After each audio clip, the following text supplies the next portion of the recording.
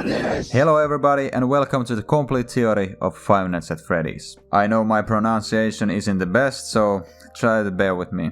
In this video, I'll explain to you one possible theory about the story of the FNAF game series. I want to thank Antsa for helping me making this theory, and also everyone else who was involved. Before we begin, however, I must present a couple of conditions that determined the making of this theory. Firstly, the story of the books and the story of the games don't happen in the same reality. However, they are located in the same world where the same things are possible. For example, everything that happens in the books can also happen in the story of the games, but neither story directly determines what happens in the other story.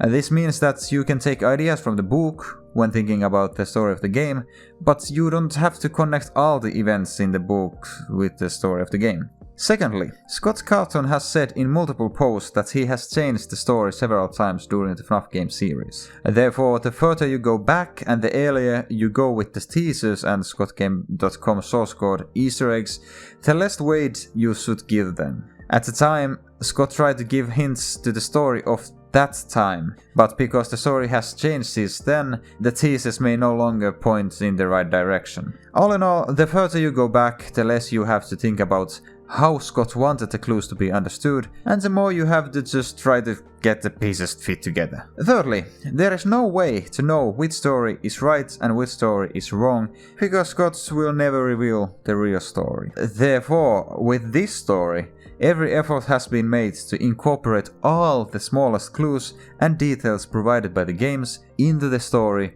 so that there is absolutely no conflicting information or Easter eggs. And finally, because in the games like FNAF 3 and FNAF Security Breach, which have multiple possible endings, it is not specified which of the endings is canon, the end that works the best has been chosen in this story. And because this story is sad and miserable, the good ending isn't necessarily what really happened. Well then, let's go to the story.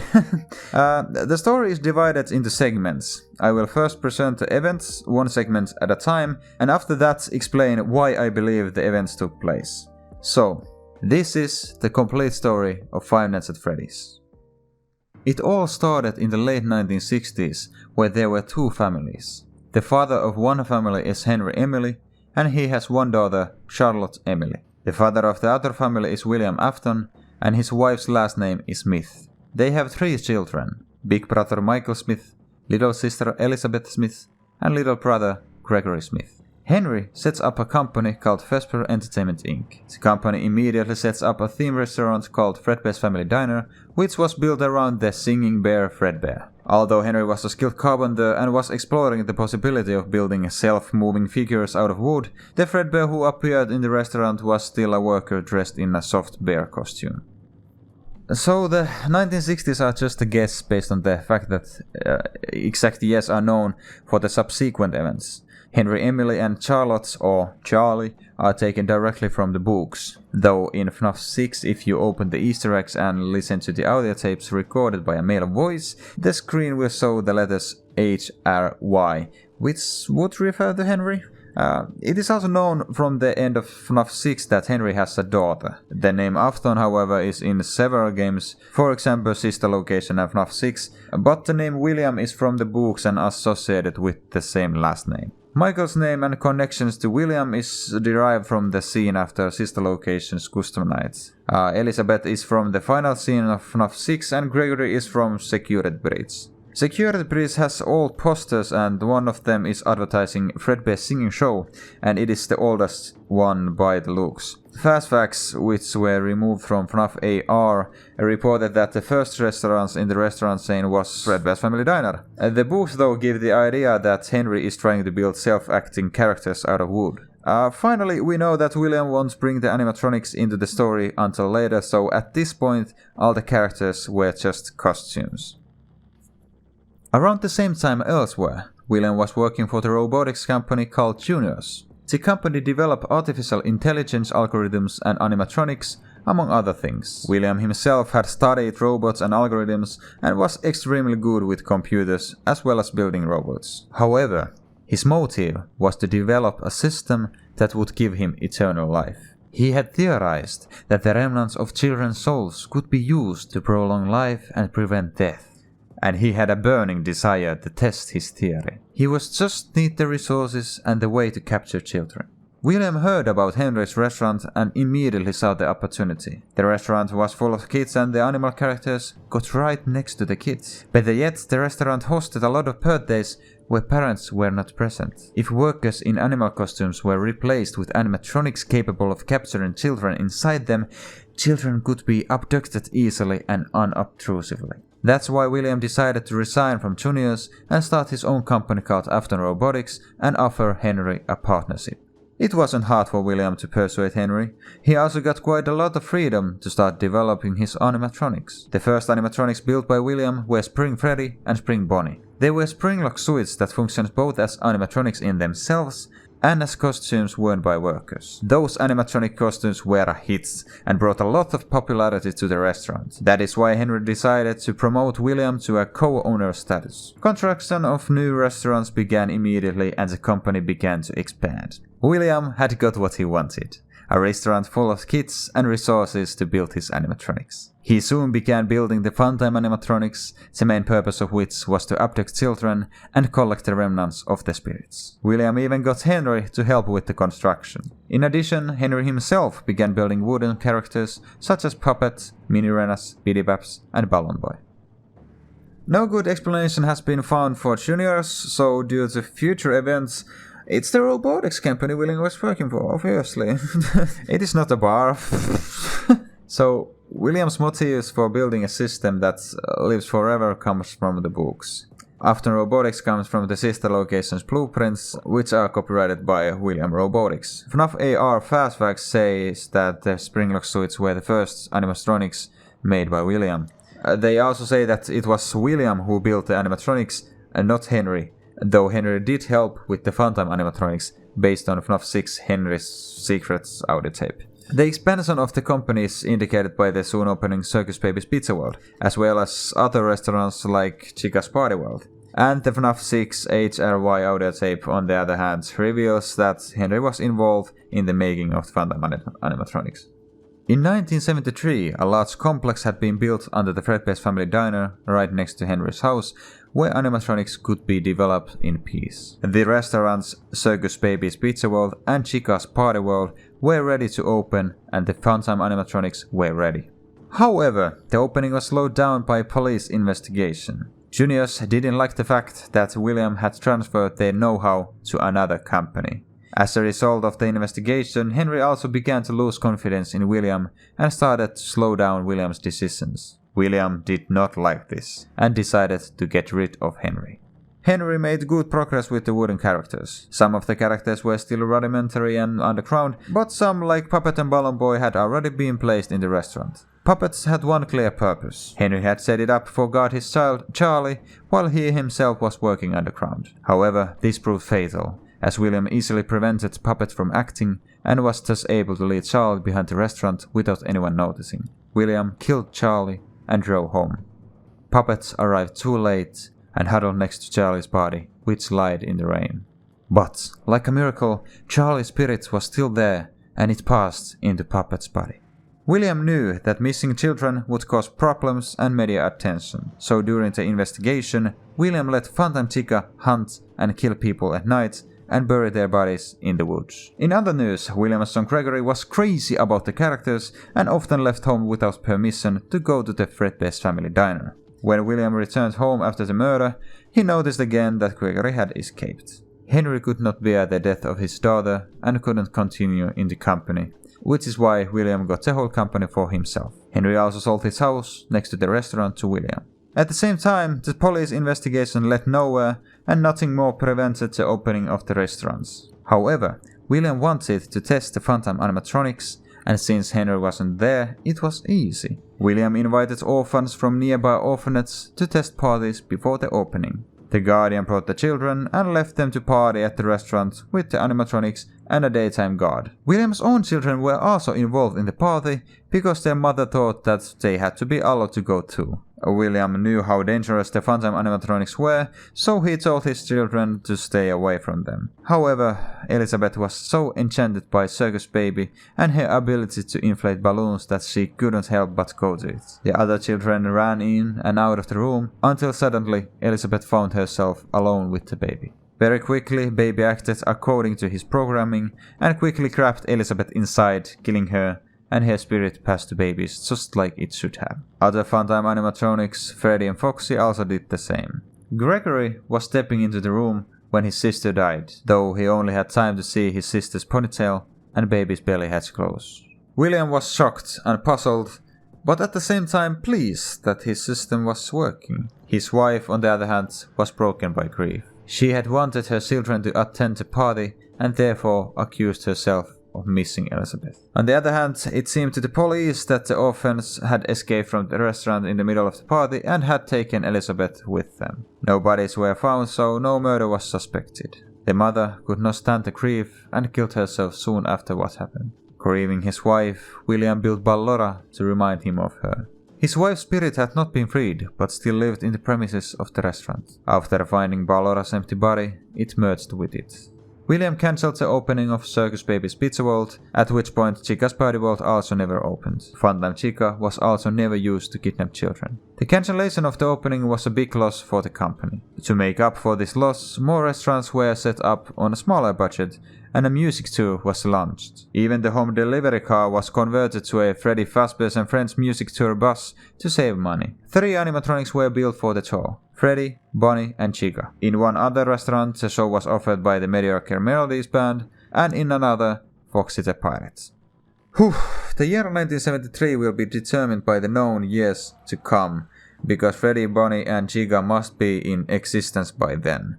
It makes sense that the house next to the Fredbear's Family Diner was first owned by Henry because he founded that restaurant, and then after it was Afton's because everybody's in there. In sister location, it can be seen that there is a large complex under the Fredbear's Family Diner, which also provides access to William's house, among other places. Circus Baby's Pizza Vault name comes from at least the teasers and the Steam page, and Chica's Party Vault comes from the scottgames.com source code. I guess if the restaurants are opening, then the other animatronics also already exist. In sister location, at the beginning we can hear that police are interviewing William. The reason in this story is the Junior's lawsuits and the use of artificial intelligence, among other things. William needs a reason to kill Henry's daughter, and there's one possible reason. It is seen in FNAF 6 that Puppet already existed, and since there are several wooden characters in sister location, and Henry specifically made the wooden characters, it can be assumed that they all already existed at that time. Henry probably stopped making them after Charlie died or something.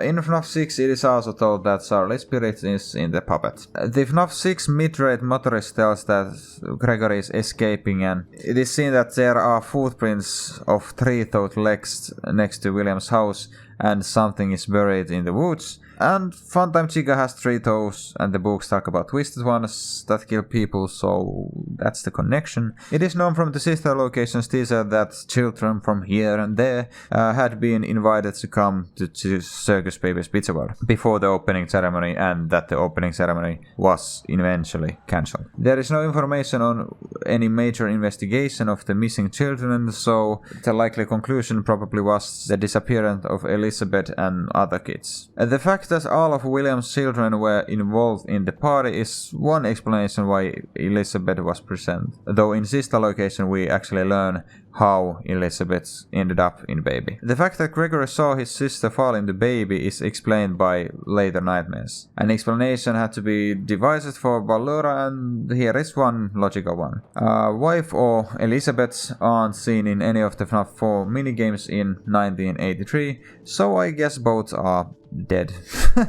However, Ballora is singing about Elizabeth's death, so I guess the wife's spirits had moved into it. In sister location, when we are in Funtime Chica, Baby tells the player that Funtime Chica was used, but not as intended, so it didn't kill any kids. In addition to Freddy, Bonnie and Chica, it makes sense for Mediocre Melodies and Foxy to already exist. In any case, they must exist at some point before, like FNAF 3 and FNAF 6, so why not now? In Security Breach's teaser animations, we saw the Fredbear and Friends tour. Maybe it's an ad for the tour, maybe? I don't know. In the animations, the three of them and Foxy are separate, so it's logical that Foxy had his own place elsewhere. Following the closure of Circus Baby's Pizza World and Chica's Party World, their equipment were transferred to Fredbear's family diner. Soon after, William founded a subsidiary called Circus Baby's Entertainment and Rental, which leased Afton Robotics Funtime animatronics for private parties. Fazbear Entertainment Inc. also released an animation series called Fredbears and Friends. William didn't want his mistake to repeat itself, so he built nightmarish animatronics from the restaurant's characters to scare Gregory at night. He also installed a radio and a camera in one of Gregory's beloved plush toys, his yellow Fredbear teddy bear, so he could observe Gregory's movements and scare him by telling stories. Gregory quickly began to fear adult-sized animatronics, though he still thought the plush toy characters were his friends and loved watching Fredbears and Friends animation on TV. Because of Gregory's fears and constant crying, other children avoided him and plush toys were his only friends. We know from FNAF 4 that there are several copies of the Springlock suits, and based on the FNAF 3 phone guy saying that in sister location there was Springlock suit and he was telling it to that location he was in, so there must have been several copies of the Springlock suits. So they were in multiple restaurants and training was necessary. And Henry was no longer present, so William needed some new staff and replacement workers. It is known from sister location that the underground complex is, at least at some point, Circus Baby's Entertainment and Rental. It is also known from FNAF 4 that the animatronic series Fredbears and Friends will be broadcast on TV no later than 1983. FNAF 4 nights are real events and nightmare animatronics are real animatronics. In sister location's private room, it is seen that William was watching his son with cameras and probably was controlling the movement of the nightmare animatronics in the house. It is also known from the FNAF 4 that Gregory is afraid of the big animatronics, even though he still thinks that the plush toys are his friends. In 1983, the Fredbear's Family Diner was super popular. The characters in the television show were made into toy figures, collectible sets, and assemblable characters. The restaurants also still used Springlock suits. Puppet and other wooden characters were stored underground, where William also worked on a device called a scooper and was practically ready. Michael joked at the expense of his brother. He knew Gregory loved the plush toy characters and was afraid of the adult-sized characters. Michael sometimes dressed up as his own favorite character, Foxy, and scared his brother with it. Gregory was already so blinded by fear that everything he saw around him only reinforced his fears. An employee wearing a Springlock suit became a victim who was forced inside the robot, and the wires coming out of the suit in the storage room looked like the hair of a man trapped in a suit. Michael went so far with the bullying that on his brother's birthday, he and his friends dressed as the characters Gregory loved and carried Gregory to kiss Fredbear against his will.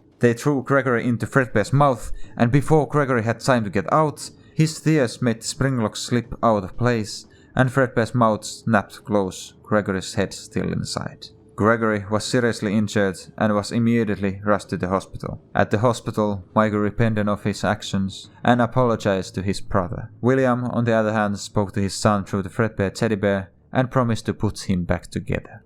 On his last night at the hospital, Gregory saw a nightmare where the back Fredbear was trying to get him, and he died in peace soon after.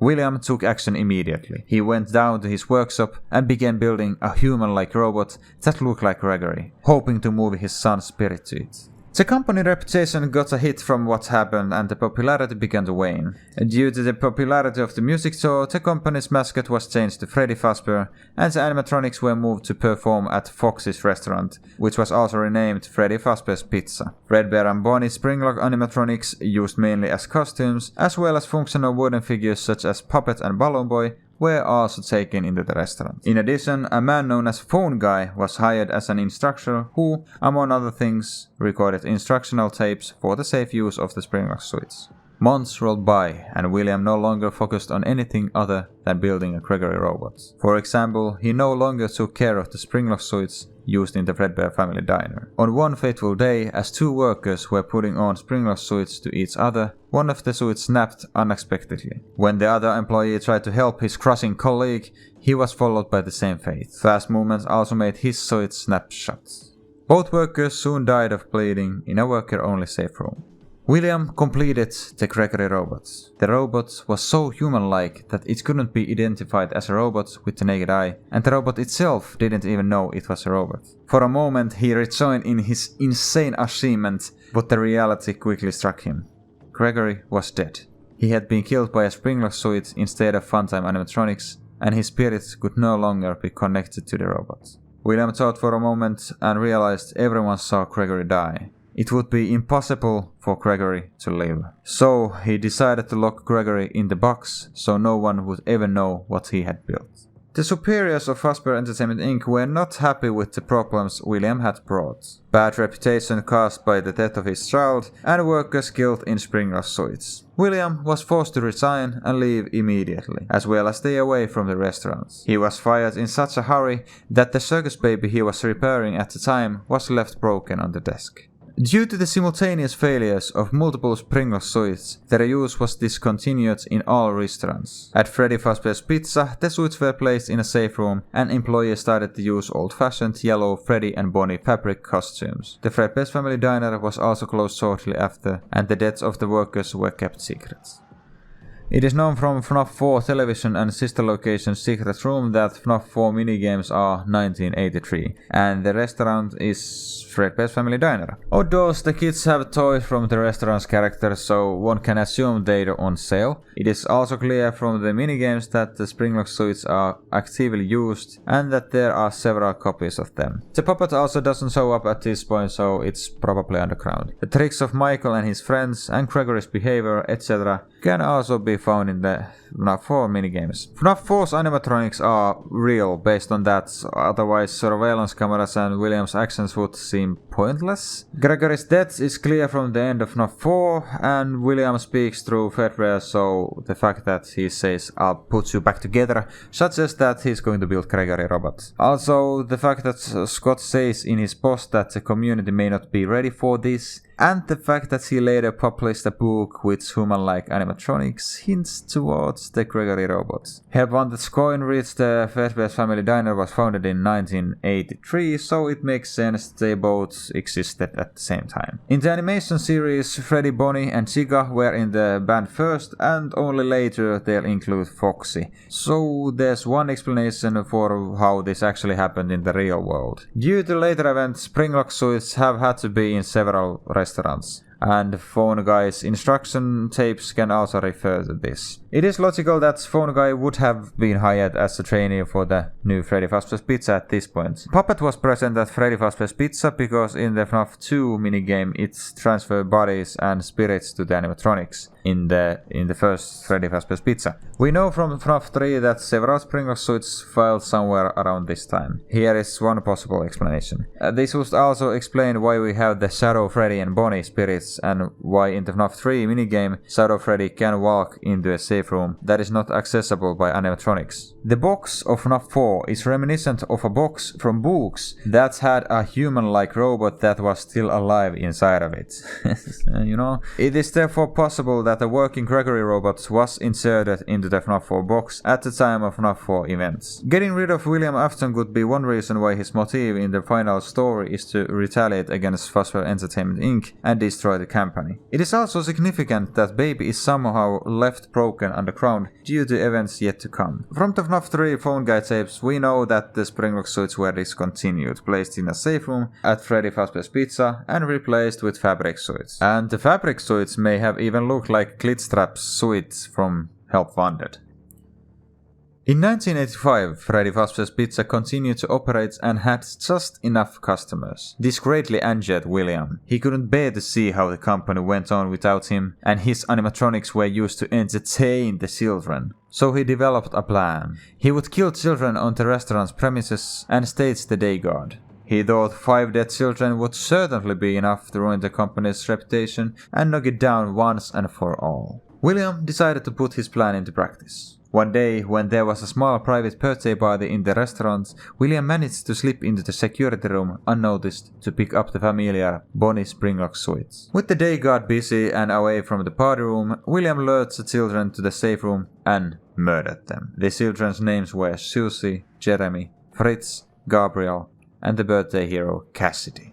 William escaped as quickly as he had come. However, William didn't know that puppets would interfere with his plans. Puppet tried her best to help the restless spirits of the murdered children by moving their bodies inside Freddy, Bonnie, Chica, Foxy, and Spring Freddy, effectively connecting the spirits to the animatronics. The disappearance of 5 children was the subject of police investigation, which was also reported in the press. Fazbear Entertainment Inc. acted quickly and secretly got rid of the children's bodies. The security room was sealed and Spring Freddy and Bonnie were left behind the fake wall. The day guard was blamed with the missing children and the children were presumed dead. But as no bodies were found, no murder charges were filed. Blood stains and mucus in the outer cells of the animatronics and smells they brought with them quickly caught the attention of health authorities. The restaurant was threatened with closure and the company had to use a lot of resources to meet the requirements of the authorities. The events quickly drove families with children out of the restaurant and the company desperately tried to get the families back. The accident at the Fredbear's family diner, the disappearance of children, and public remarks by health authorities hit the reputation of Fazbear Entertainment Inc.'s restaurants harder and harder. Gradually, the company began to close its side restaurants, and the equipment and the animatronics were taken to the premises of the closed Fredbear's family diner. Oh yes, in the FNAF 2 Run minigame, we see that the party was held normally until William arrived. From the news articles on the FNAF 1 wall, we can read about how the disappearances of the children were seen from the outside. Also, the FNAF 2 stage scenes take place at this time, probably. Oh my god, I've said FNAF this whole time. I probably say it again multiple times. It's FNAF, right? FNAF. Not FNAF. The FNAF 6 minigame shows how William tried to lure Susie from the arcade machine. The staging of the day guard is one explanation for the events, and since it goes wrong and the bodies were not found and William repeats his plan later, it is also quite logical. FNAF 1 article also tells about the health authorities and the fact that the company is struggling with popularity. It is logical to close the side restaurants at this time. That's where, for example, the characters in Mediocre Melodies go is a complete guess. I guess they went to the Fredbear's family diner, because we don't see that restaurant for a long time. We know the place probably still exists because Circus Baby's entertainment and rental under the place still exists. And since they are not stored down there in sister location, or at least we don't see them, they are probably above ground. William was frustrated by the failure of his plan. No bodies were found or murder charges filed, and the company was still alive after a month. He decided to change tactics. Instead of killing the children himself, he could use Funtime animatronics. After all, they were capable of killing humans. The problem was that there was no way he could get past the guards at Circus Baby's entertainment and rental premises. So he decided to ask Michael to go instead. He told Michael to get a job as a night guard, go down, assemble the broken Circus Baby, and bring it to him. Michael did as he was instructed, but couldn't find Baby during the first or second night. On the third night, he heard Baby's voice telling him a story where Baby had possibly killed a child. Michael was very confused, but not for long, as Baby stunned him, kidnapped him for the next day and night, and hid him in Funtime Chica. Baby told he wanted to get out and be free. The monologue was interrupted by a technician scooping Ballora with the scooper in front of Michael's nose. After that, Baby told Michael how useful it is to be able to pretend, and how Ballora didn't know how to do it. Before further explanation, Baby opened Funtime Chica's faceplace so the company's control room could find him. The company had been searching for Michael and he was soon retrieved. Michael was interested in Baby's thoughts and wanted to hear more. After all, he still hadn't to find Baby's body. Last night was different. The hand unit was completely unaware of the current situation of the place. Last night's technicians had been hanged on the stages of Ballora and Funtime Foxy, and the hand unit thought the animatronics were in place. Ignoring this, however, Michael continued into the service room and finally found Baby's body. Baby told Michael that he needed help to save all good in her and get rid of the evil. Baby also warned that Ballora could have attacked if Michael hadn't been careful, so Michael was forced to follow Baby's instructions. Eventually, Michael ended up in the scooper room. Only there, it became clear to him that everything that happened around him was the work of the Funtime animatronics. They had guided Michael to this point to use the scooper on Michael. Michael wasn't able to do anything when the scooper was already pushing inside him, making room for the metal endoskeletons of the Funtime animatronics, making him a human costume of the robot combination. The plan worked, and after the scooping, the Funtime animatronics were able to escape out of the building. William had access to the security cameras in the underground complex and saw through them what had happened. He had lost his last child. Later, the decline in the popularity of Freddy Fazbear's Pizza led to the point that the company was put up for sale. However, the bad reputation kept potential buyers away, and the restaurants had to be closed by the end of the year. Michael's body rotted around the robot's combination. It wasn't long before the body was so nasty that people passing by began to evade him. The robot combination decided that Michael's body was no longer useful to them and left Michael's body. The body fell into the ground like an empty cloth. But after all this, Michael was not dead. He got back upright and opened his eyes, his own restless spirit keeping him alive. Namely, Michael had heard the thoughts of Funtime animatronics and learned they had followed their programming against their will and killed children. Michael knew his father was behind this. William was the man behind the slaughter of his beloved sister, Elizabeth. Michael was disappointed and sad, but also extremely angry. He wanted revenge.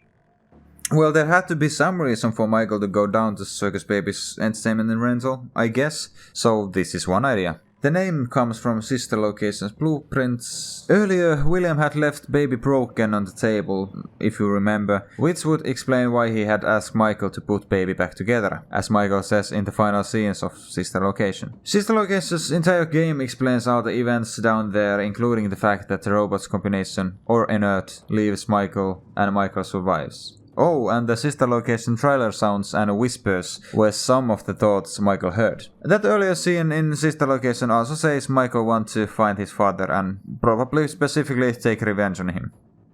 In 1987, after the closure of Freddy Fazbear's Pizza, Juniors was in financial trouble and saw an opportunity to collaborate. And Fazbear Entertainment Inc was more than interested.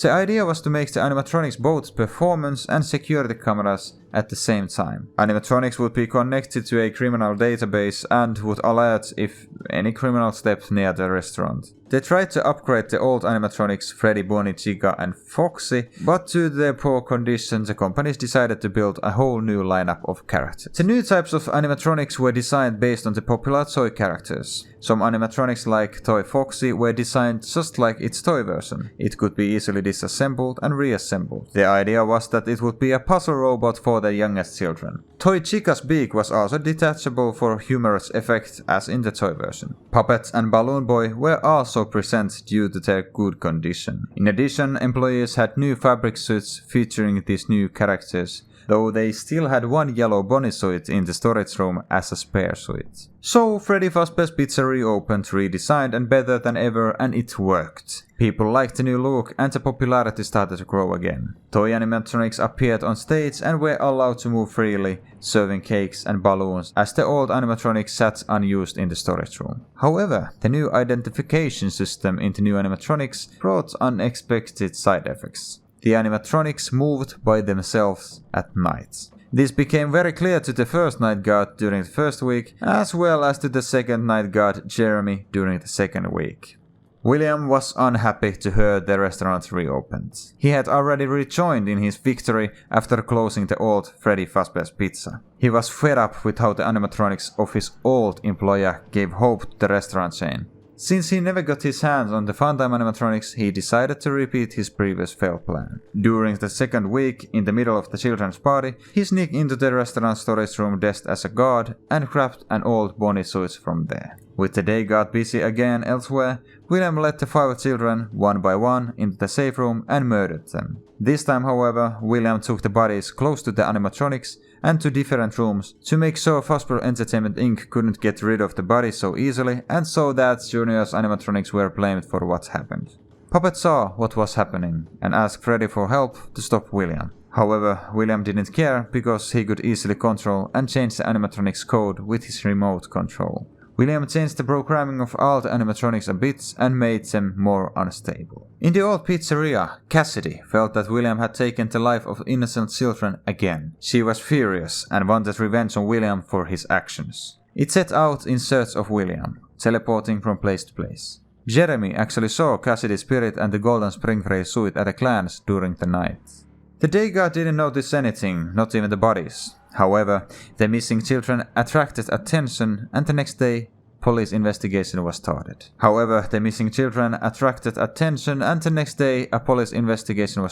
Which temporarily closed the restaurant. Police quickly found the bodies and the day guard was changed with murder. The phone guy told Jeremy on the 6th night that someone had been wearing a yellow suit and that the restaurant would be closed for the time being. He said he would take the night shift himself if the place ever opened again, and that he also tried to contact the original owners of the Fredbear family diner, his old bosses Henry and William. Jeremy was also transferred to the day shift as there was still one last party before closing. Jeremy was replaced by a familiar face, Michael, who had come to look for his father. However, he was quickly kicked after his first night, partly because of his odor. Sadly though, Jeremy was followed by an even sadder fate, as the reprogrammed toy Foxy bit his head during the party. The bite was the last straw for this new restaurant, which closed just 2 weeks after opening. The toy animatronics were scrapped, and the rest of the goods were taken to the old Freddy Fazbear's pizza premises. However, the puppet was not found, as it had escaped. Animatronics were also never allowed to free roam among humans again. Jeremy survived though, but his salary was not paid until late November. Oh boy, oh boy, oh boy, hoo-hoo! Since Juniors exist and it's a robotic company, yes, and toy animatronics look like the old toys dating back to 1983, and William is no longer around to build the robots, it is logical that the animatronics came from a third body, and in this case, from Juniors. The way Phone Guy talks about the animatronics in FNAF 2 also sounds like they came from somewhere else. FNAF 2 also talks about the upgrades and explains why new and also old animatronics have suddenly started moving by themselves at night and are trying to reach the night guard. The toy Foxy was disassembled on the floor of Elizabeth's room, and the beak of the playground girl's toy Chica was loose, so the toys were likely assemblable, or at least parts could be removed from them. It could make sense that the animatronics were designed the same way. We can also hear from FNAF 2 calls that the animatronics were allowed to move freely. Puppet and Balloon Boy are both in FNAF 2, so they need to be there in the story. The game also reveals the times when the murders took place and the fact that the restaurant was only open for 2 weeks. Because William had previously failed, it makes sense for him to try again. Also, because of the shared history with Juniors, it makes sense that he would like toy animatronics to be destroyed. Spring Freddy and Spring Bonnie were in the Fredbear's family diner behind the wall, and the other pair was in the Fredbear's family diner behind the wall. So the only possibility is that William wore the fabric suits that were in the use until the closing of Freddy Fazbear's Pizza. FNAF 2 itself reveals that there was the one yellow spare suit in the back. Similarly, the FNAF 2 minigame features a guard-looking character that prevents Freddy from acting. Well, that was William dressed as a guard who reprogrammed the animatronics. In the same minigame you can see how the bodies are around the restaurant as well. Cassidy is seen on FNAF 2 even though the costume itself is tucked away in the old restaurant's safe room, and the Spring Freddy costume won't be found in the safe room either later in the story, so Cassidy is forced to be able to teleport from place to place with the suit. Jeremy's move to day shift is clear from the Phone Guy's speeches, and later in the story Phone Guy tells us that at the same party an employee had been bitten. In FNAF 2 the only character who bites a player from the top corner is toy Foxy or Mangle, so it's a good bites candidate. And yes, Markiplier, this was the bite of 87. Puppet is also known to roam freely from now on. Lastly, the salary receipts are dated for November and not summer, even though the work was summer work. So maybe closing the restaurant slowed down the payroll or something like that.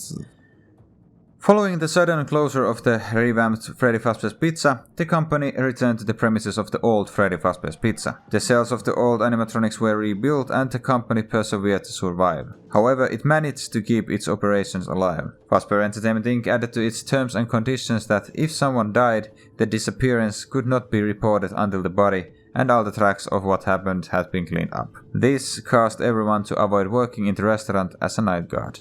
The restaurant continued from 1988 until 1993. A small but loyal fanbase had chosen the same pizza as favorite for the 6 years in a row, and the original animatronics Freddy, Bonnie and Chica had been singing the same songs for 20 years. Phone Guy had been on the night shift for a long time, as he had promised Jeremy in the earlier restaurant. Michael, still looking for his father, was hired as a night guard. Phone Guy had recorded instructions for Michael to survive the nights. Unfortunately, Cassidy had returned to the restaurant, and not even Phone Guy, with her many years of experience, was able to keep the animatronics out of the office. He died just before the start of Michael's shifts. The nights went as expected, with Michael having to fight both the animatronics and his own hallucinations. In his eyes, the posters turned into his crying brother, in addition to Cassidy's spirit thinking he was William and trying to get her hands on him, saying, "It's me, Cassidy." However, William did not have time to show up until Michael was fired for, among other things, his odor. The place was then not guarded at night, as no one agreed to the night shift.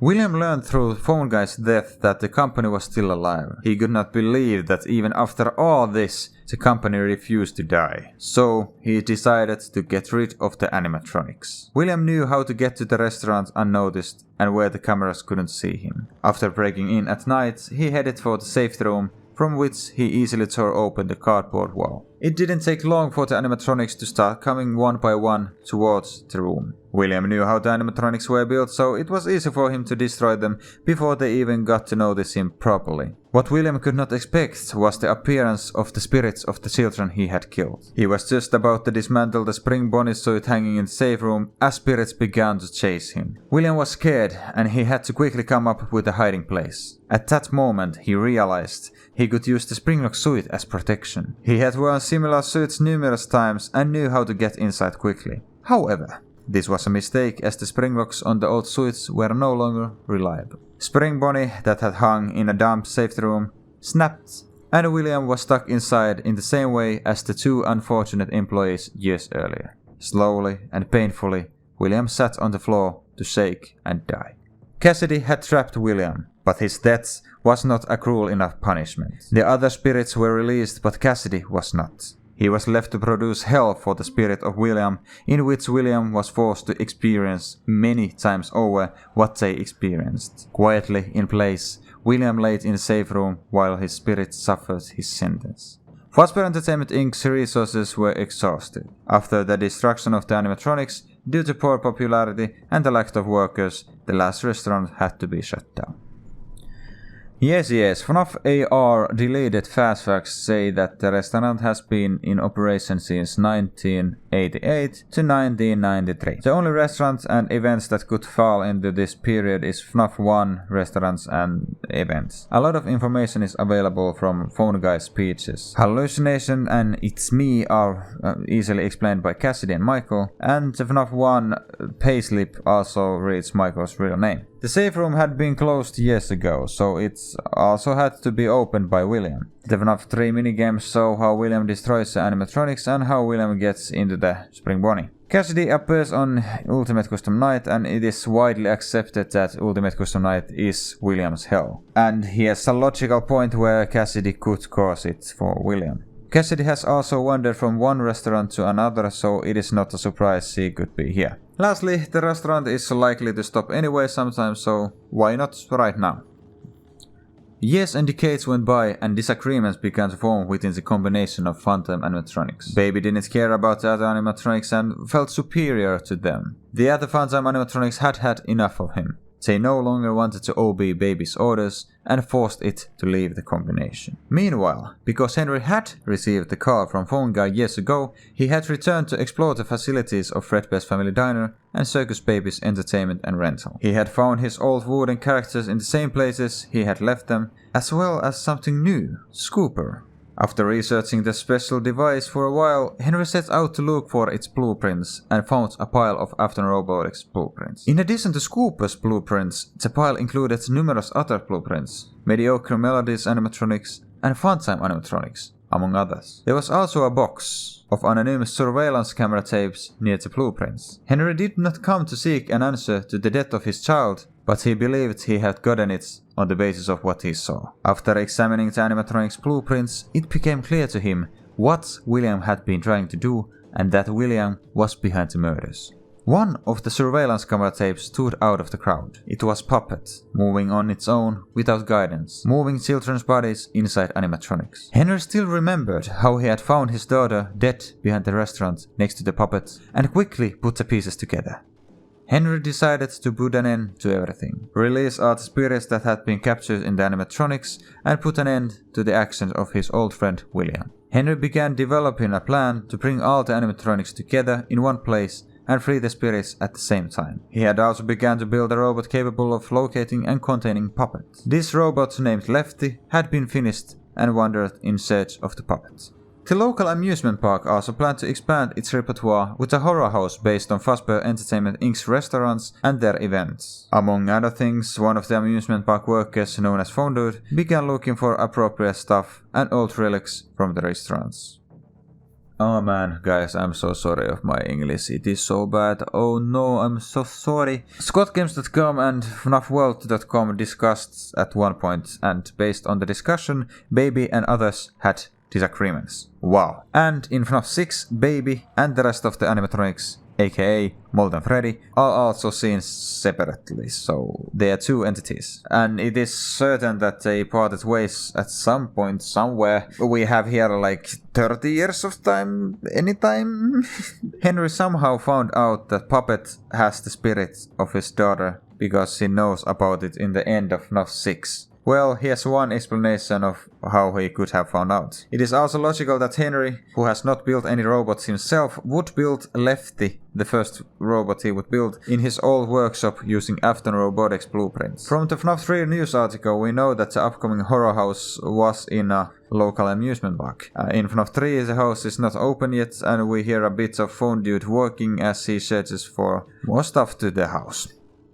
In 2023, Fazbear Fright, the horror attraction, was soon to open. Michael was hired as a nightguard and performer, and Phone Dude continued to look for stuff. He had wished he had something better to present by then. He was still short of an animatronic. However, Phone Dude had received a hint from one of the designers of the old Freddy Fazbear's Pizza's building. There was a hidden back room reportedly made, which was later covered with a fake wall. After following the hint to the premises of the old Freddy Fazbear's Pizza, he indeed found the safe room and the spring Bonnie still sitting there. What Phone Dude didn't notice in his excitement was William's body still inside the animatronic suit. Phone Dude also unknowingly freed William from the hell created by Cassidy. He rushed both the animatronic and the instruction tapes he also found to the Fazbear's Fright premises where Michael performed his shift. Michael had suffered immensely from hallucinations, but the spring Bonnie was not one of them. He had finally found his father.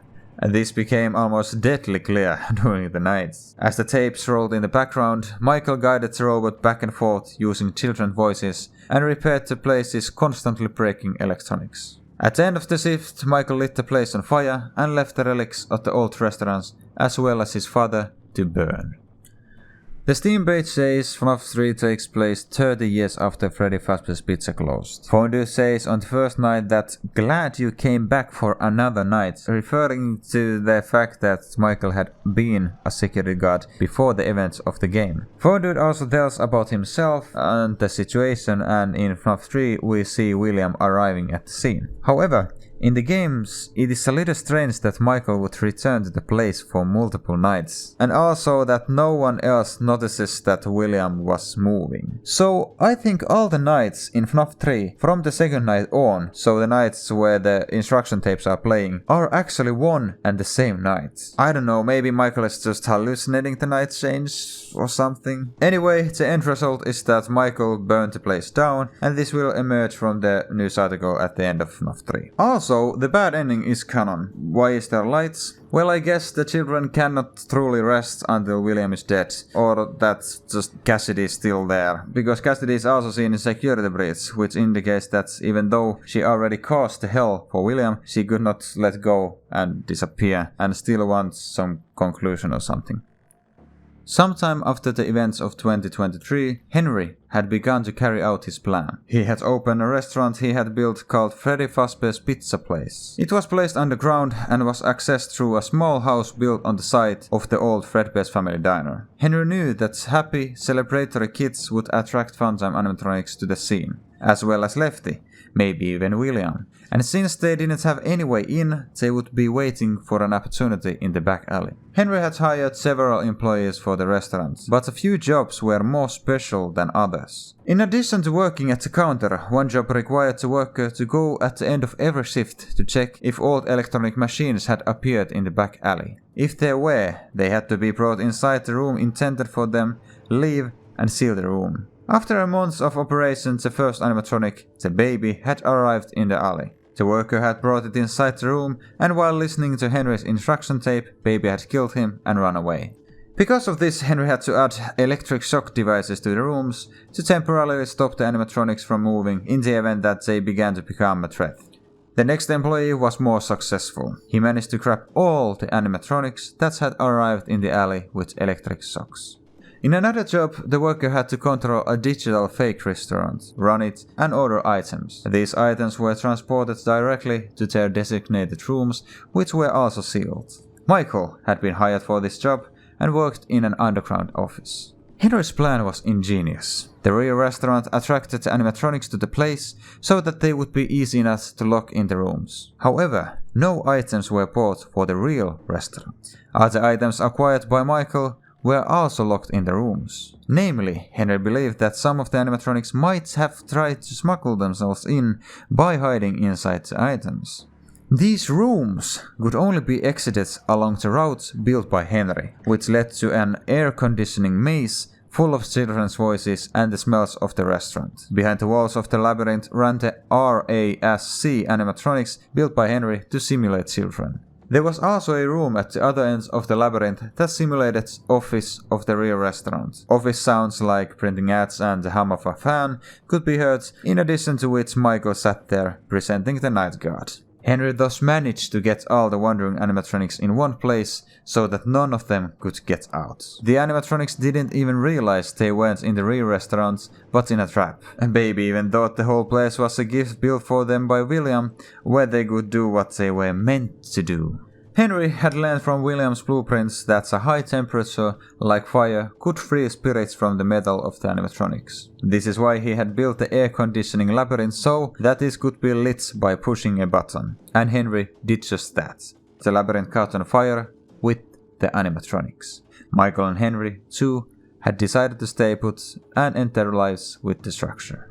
As time went on, the building on the ground level was demolished and the parts left underground were hidden. However, the land was still owned by Fazbear Entertainment Inc. After years, a big company saw potential in the restaurant chain again. It bought Fazbear Entertainment Inc. and decided to monetize it with its reputation. Fazbear Entertainment Inc. quietly hired an indie game maker to make games from the restaurant's historical events. The idea was that the games would transfer the public's perception of what's happened from reality into fiction. The company also began building a huge new shopping mall, Freddy Fazbear's Mega Pizzaplex, on its land.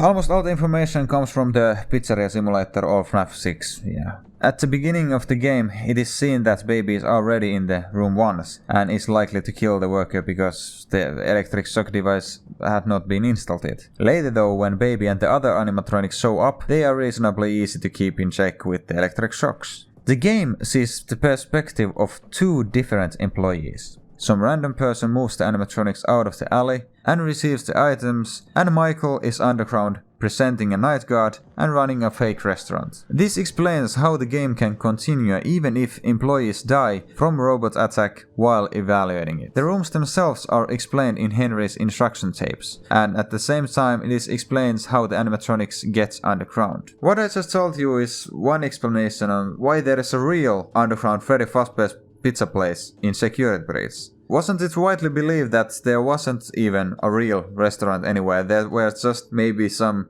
container with the simulating children thingies. But now we got a real restaurant, so this explains how and why it was there. The blueprints of sister location of FNAF 6 show the RASC animatronics and their purpose. At the end of FNAF 6, Henry tells how it all went, and we can see how everyone dies. Nice. Somehow, Fazbear Entertainment Inc. had to get money to build a huge mall and develop games that would come up later, so here we go. And the owning of the land also explains why Freddy Fazbear's Pizzaplex is below the Freddy Fazbear's Mega Pizzaplex. Sometime around 2030, Freddy Fazbear's Mega Pizzaplex was just weeks away from opening, and some of the stuff had already been hired, though the new Glamrock animatronics hadn't yet been completed.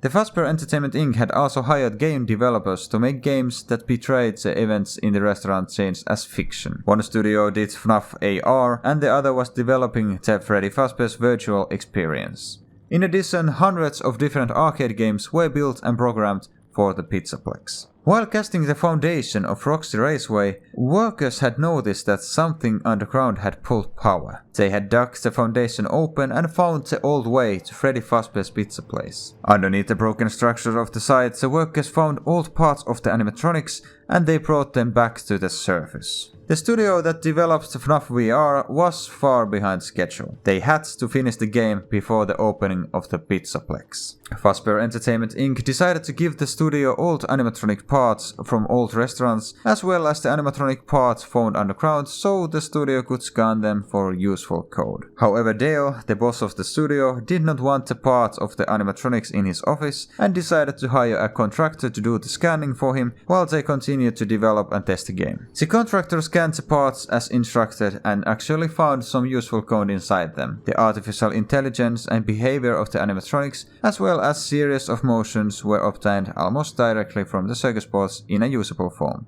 What the contractor did not notice, however, was a virus scanned from the last circus boards that quickly spread through the systems. The virus was almost invisible and caused only small glitches in the system, so it went unnoticed. Very quickly after the virus was scanned, it entered the Dale Studio system and appeared as a digital man dressed in a golden Bonnie suit before the eyes of Jeremy, who was testing the game. Puzzled, Jeremy went to look at the game's code and noticed a virus lurking there. He spoke to his colleagues and reported it directly to his superiors, and very soon after, a lawyer from Fazbear Entertainment Inc. contacted all the studios and contractors and forced them to quit their jobs immediately. Somehow, Dale managed to convince Fazbear Entertainment Inc. that he was nearing completion and ready on time, allowing them to continue their work. Dale was furious with Jeremy and told him go back to work and stop talking about the virus. And Jeremy reluctantly continued to develop the game despite the virus, and Dale began preparing a woman known as Tape Girl to replace him. The virus was a digital version of William's evil and thoughts that wanted to get out of the game. Over the next few days, the virus spoke to Jeremy, manipulating him to make certain changes to the game that would allow him to take control of Jeremy's mind. The mind became divided. Sometimes Jeremy was himself, sometimes William guided him. To test the strength of the control, William had Jeremy cut off his face, and Jeremy could not stop it. After what happened, Jeremy was rushed to the hospital and the studio was sued. Meanwhile, Fazbear Entertainment Inc. began looking for a new studio to continue the game's development. Tape Girl continued to develop the game after Jeremy left and soon came across the virus itself. He researches the code and tried to get rid of the virus but failed. Due to the very little time, Tape Girl decided to store information about the virus and the development of the game in short audio files, hidden from the core files of the game to which the virus was attached. The idea was that the beta testers in the next studio would find the audio files and could continue to attempt to remove the virus. However, her idea turned against her as the virus decided to attach itself to the hidden audio files. Tape Girl was no longer able to delete the audio files, so she fragmented them around the game's code, making them unlistenable. The fragmentation at the same time dismantled the virus and made it unfunctional. Tape Girl recorded a couple of more tapes as instructions for beta testers, hoping they would find them before the other tapes. He also gave a theory on how to destroy the virus. Fearing the virus would attach to these audio files as well, he fragmented them too. Shortly after, the development of the game was transferred to the other studio. In Help Wanted we see the sign "Coming Soon" and the building already looks complete. So we can assume it was already like almost opening at that point. If the Help Wanted was like meant to release before the openings, so it was kinda ad for the new Pizzaplex maybe. So it makes sense that the development was before the opening. These events combine the information from FNAF-VR emails, tape goes tapes, and the Help Wanted commentator. And in a timeline, this is just how these events logically go together. You can maybe see how little this needs explanation because all of that stuff I just told you is right in the games. It needs no explanation. Jeremy hadn't stayed in the hospital long. Under William's control, he hacked Fazbear Entertainment Inc's staff information in search of a favorable person to manipulate. It wasn't long before Jeremy found a guard struggling with mental health problems, Vanessa, whose father had manipulated him as a child. Jeremy began sending messages to Vanessa and manipulating her, among other things, to obtain supplies such as fur. Vanessa was interviewed by therapists at the Fazbear Entertainment Inc. due to reports. Jeremy had told Vanessa to be silent, so she pretended to be ignorant. Jeremy also got rid of all the therapists who got too close to the truth. Jeremy managed to arrange an internal transfer for Vanessa to the nightguard for Freddy Fazbear's Mega Pizzaplex. Around the same time, the studio developing FNAF-VR recruited game testers from Fazbear Entertainment Inc. staff, and Jeremy forced Vanessa to volunteer. Vanessa put the audio tapes together, simultaneously putting the virus back into working order and letting the virus meds with herself. Vanessa's mind was locked in William's control. For his first job, William controlled Vanessa to gain access to the Pizzaplex network. He was waiting for the contractor who completed the scans to contact him.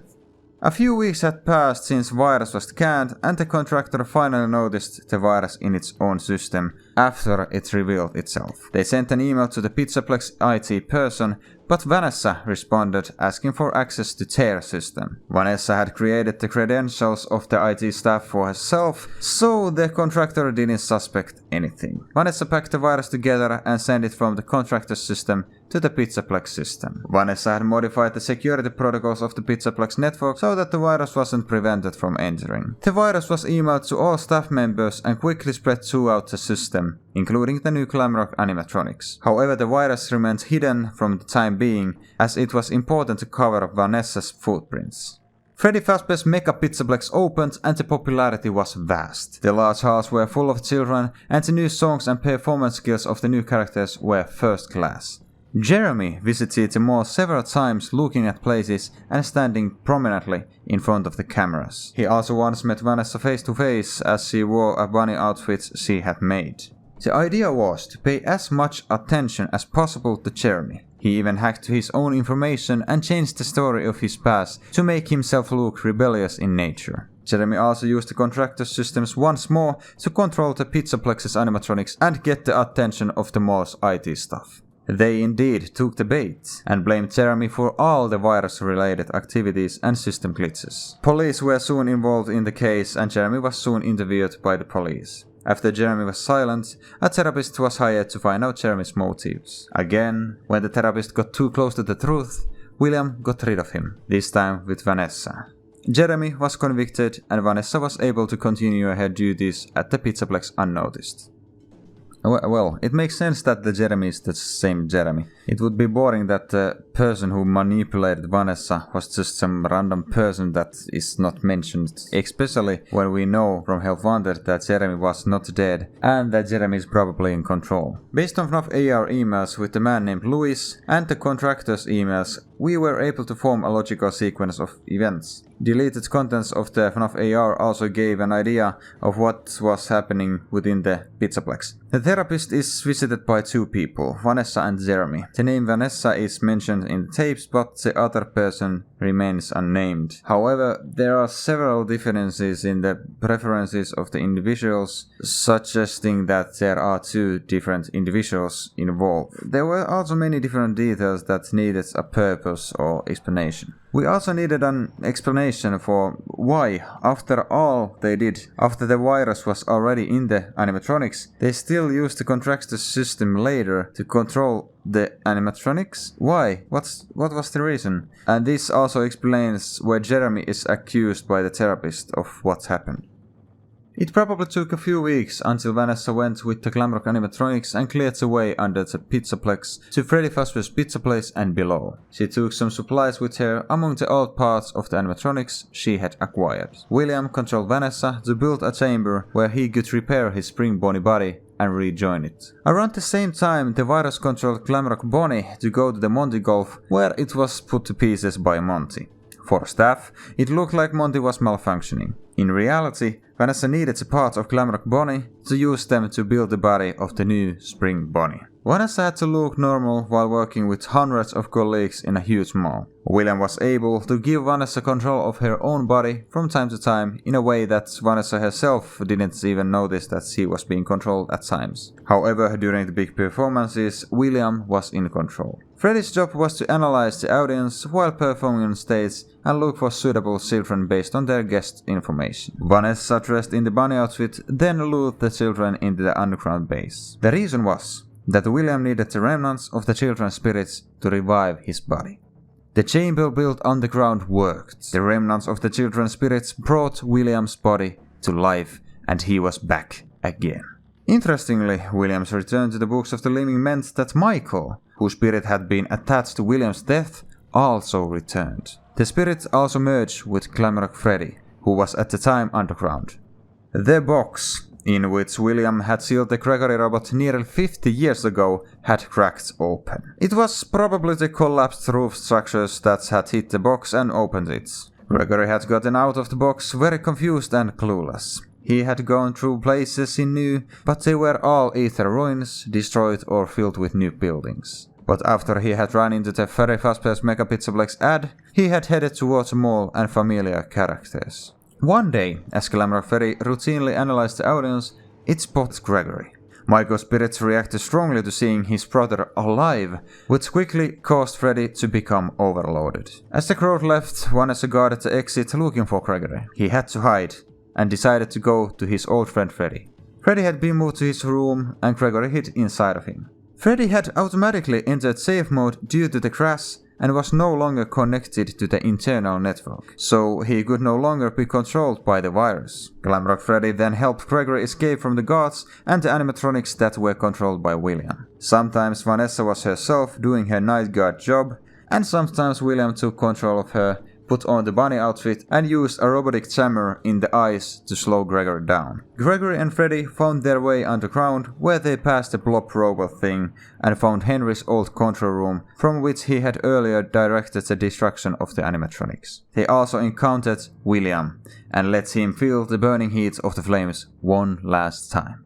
Meanwhile, the still wandering Cassidy's spirit jumped from one game to another, searching and destroying copies of the virus. Cassidy fought her way through obstacles and found the last security door to the room containing the core files. She opened the door, freeing the animatronics, Vanessa and Jeremy from William's control, stepped in and destroyed the last copy.